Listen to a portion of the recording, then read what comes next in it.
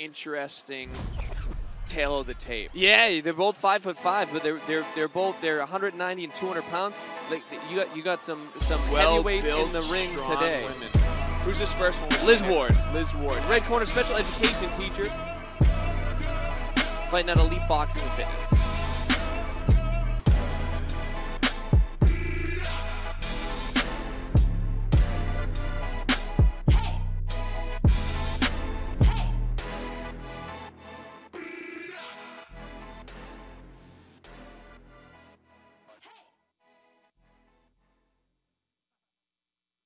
At 190 pounds, fighting out of Elite Boxing and Fitness and trained by Paul Locke, is the double-edged Ward! All right, Eminem, soft choice. That's fine. With that being said, Nickname of the night already. The nickname of the night. Double-edged Ward. As I'm going through the lineup here, I go, double-edged Ward, let's go. Fantastic nickname. So special education teacher, my brother and I, Matt and I, besides being boxing coaches for the last 18 years, we're also school teachers, so soft spot for anybody in the education field. We're going to call it straight, though, I promise.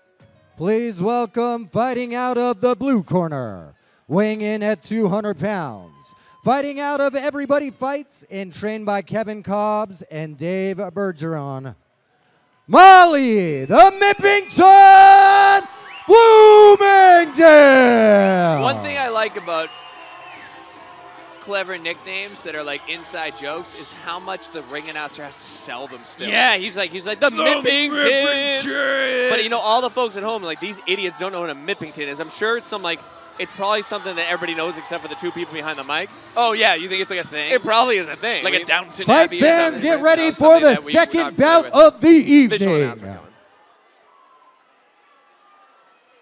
So once again, third individual in the ring, Mr. Steve Clark, one of the head officials at USA Boxing.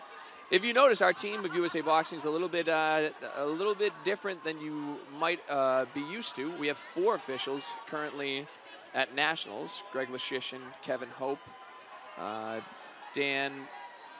What's Dan's last name? Oh man, I forgot Dan's last name. And then Tom Clark, Steve's brother. Great crew tonight, though. USA Boxing New England always. Yeah, one of the best LBCs in the area. So you got 2 individuals, both 5'5", both heavyweights. Look for some pocket banging. I expect a lot of standing on a postage stamp in the middle of the ring and throwing bombs. You're not going to have somebody, on their bike, working the ring. Well, I don't know. I'm seeing some feeling out jabs already. It looks like then immediately Liz exactly is like, what you know I was what? asking Yeah, get for. rid of the jabs. Time to throw grenades. She actually ate a good right hand from Molly there. This good bout right hand by Molly is going again. to be fantastic. Yeah, Molly looks like she's very comfortable eating some stuff on the gloves just to line up that right hand. Good left hook. Yeah, what I'm seeing right here is some decent polished boxing with some great power. And that always obviously equates to an exciting bout.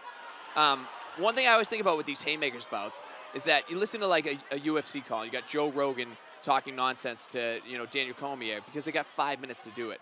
We got 2 minutes around and there's no feeling out. You know what I mean? Yeah. These girls right out the gate come out guns blazing. Immediately. Molly's got a dynamite right hand. She seems to be lining up over and over again. Liz Ward trying to put punches together, combinations, but I think Molly's kind of waiting for her to wade in so she doesn't close that distance. Good jab. Good stiff jab by Liz Ward there. I see Liz Ward, I do like her jab. She's getting her head off center as she eats a jab down the middle, right, and doesn't get her head off center. I think she has a decent one on the outside, right? But I like Molly's willingness to put combinations together. Good right hand by Molly again. Yeah, but it's always behind something else, right? Exactly. It's not on an island. She follows it up. That left hook is going to land at some point as well. I'd like to see her tighten up that right hand. One of her problems is her biggest strength is she's obviously powerful. And when you're powerful, you end up relying on that power, muscling your punches, and not just snapping that too. Yep, just settle in. Again, both of them landed decent shots right on the money. Beyond being strong. Good. Oh, she's that hurt. stung her. Very, very I hard was right hand by Molly Bloomingdale. Look, just about to compliment their chins, which again still held up. Nice little uppercut on that break there too. That was an incredibly clean right hand by Molly Bloomingdale. 10 seconds left in the round.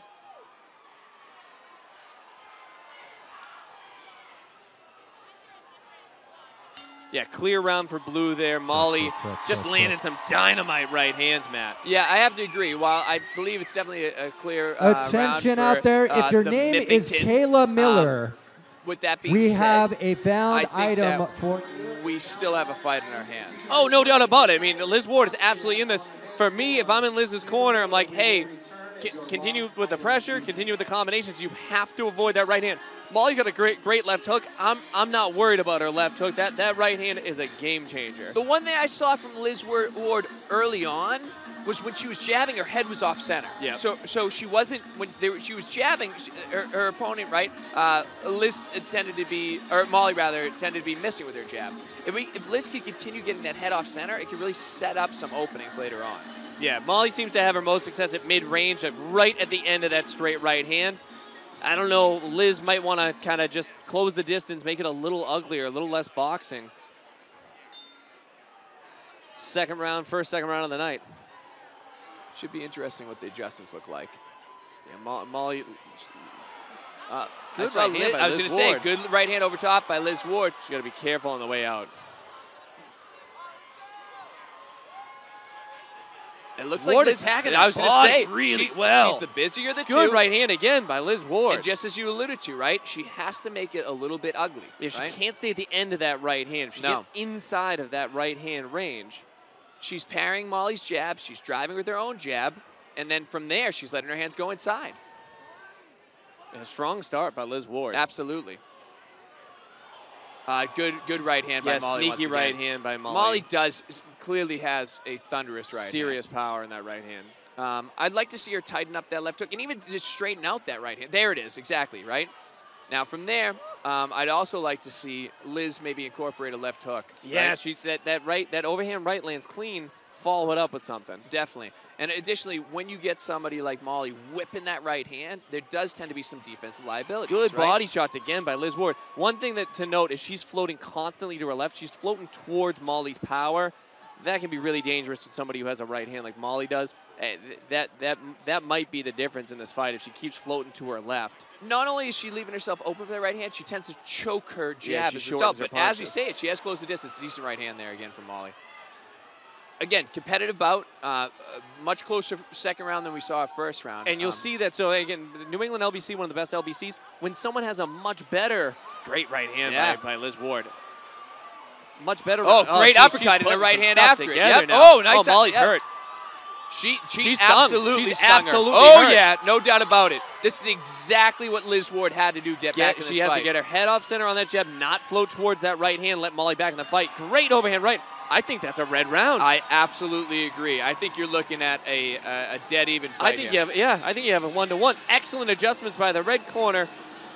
Not so much in the blue corner, if we're being honest. No, I totally agree. But that's not uncommon, right?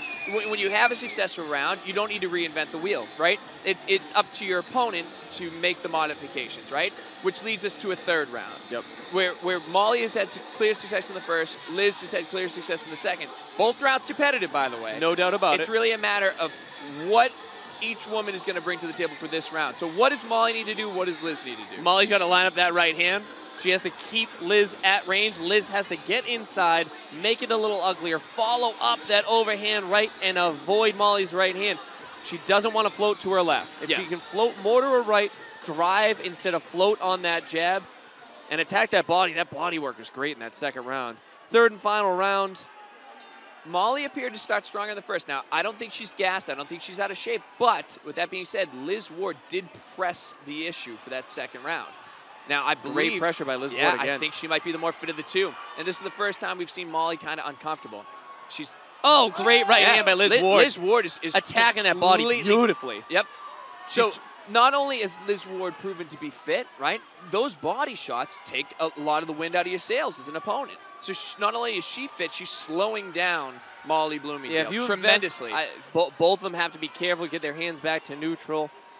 You don't want to get hit with an errant punch, especially when you got that much power in that ring right now. Yeah, while Liz Ward has turned the tide, Molly has proven she's one punch away from completely changing the dynamic 100%. of this fight. I mean, that first round, I really thought Liz was out on her feet. Again, investing to the body. So this is what we talk about, adjustments between rounds, right? It's clear that who's ever in her corner for elite boxing says, look, you're having success going to the well, digging in, going to the body, right? And then additionally walking Molly down, right? Finding a home for that right hand. What we're seeing on the other side of things, right, is maybe too much early success and not enough modifications. And if you see, like, Liz Ward was absolutely moving way to her right, much more to her right. She's absolutely dominating this third round, in my opinion. I wholeheartedly agree. With that being said, we have nearly a minute left. Plenty of time to change this. From a judge's perspective, it never looks good to be boxing off your back foot. Yeah, retreating. again, so when we say boxing off your back foot, if you're retreating in the fight, even if you're being more successful, even if you're landing the cleaner punches, it simply doesn't look good to an amateur boxer. Unbelievable overhand right. Great right in. There's an 8 count. Excellent, warranted 8 count. So much so that Molly literally agreed with Sequash. She gave him like, oh yeah, that got my attention. So now there's 10 seconds left in the bout. That's an unofficial clock, but we'll see if we hear a clapper. But that right there, there's you got 10 seconds left. That one combination absolutely won Liz Ward the fight. There's no debate. There's no way you can score that fight for Molly Bloomingdale. And unbelievable bout. I have to interject with that. Number one, you're correct. Number two, I'll say, as all the bouts that we've called, not once have we disagreed with the decision from USA Boxing New England. Yeah, USA Boxing. We've been shocked at some of the other decisions we saw in D.C. and just mortified by some we saw in New York. With that being said, what I saw tonight was a clear 2 rounds, especially an emphatic third round. And when you put an exclamation point, if it's 2 rounds that are close and you really, really close the show, knowing USA Boxing New England, again, it's the best LBC out there, they're going to score that for Red. Outstanding fight. Great performance by Molly Bloomingdale, but better adjustments by Liz Ward, and that's really sometimes all it takes. Absolutely. Yeah, Molly's a bad lady. Yeah. No shame in that. And again, look, that right hand's not one you want to walk into. Right? We've been doing this for a while, not commentating at all, but boxing. And stranger things have happened. I definitely, though, do feel as though Liz Ward clearly did enough in that second, and especially that third round, to turn the tide and take the decision here. Again, Haymakers for Hope, Bells of the Brawl 8, live from the House of Blues, Tuesday, December 7th. Fight fans, make some noise for the ladies, bringing the actions for 3 hard-fought rounds. We go to the judges' scorecard for a unanimous decision, declaring your winner out of the red corner, Liz, the Double-Edged Ward! Great nickname, great fight, good night. That's about as